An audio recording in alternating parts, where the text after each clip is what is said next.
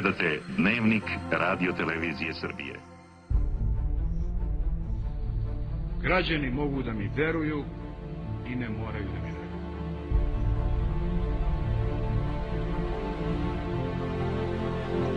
Miloševići potiču iz Crne Gore, od časnog srpskog plemena Masu. Predsjednik Slobodan Milošević u svojim govorima pridaje na značaju važnosti nezavisnosti Srbije i Jugoslavije.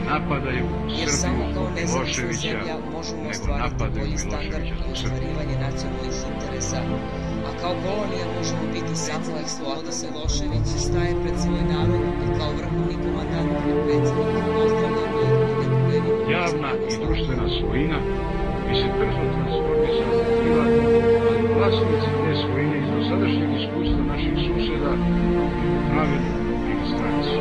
Predsjednik Savezne Republike Jugoslavije i vrhovni komandant vojske Jugoslavije Slobodan Milošević suočen sa opasnošću izbijanja novog rata na samom teritoriju Srbije pokuplja svoje generale i angažuje vojsku Jugoslavije i policiju Srbije na rušenju popune šiptarskih terorista.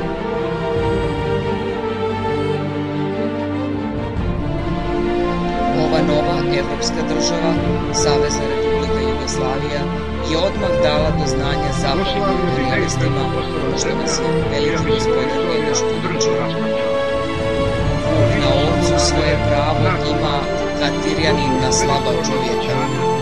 Altirijanstvu stati nogom za vrat, dovesti ga poznanju prava, to je ljudska dužnost najsvjetlija. Marionetske vlasti u svakoj zemlji, pa i u našoj, ako bismo imali, samo imajte u vidu sledeće, građani Savezne Republike Jugoslavije.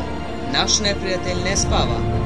Moramo uvek biti budni, jer su oni već jednom dolazili i doći će ponovo. Građani mogu da mi veruju i ne moraju da mi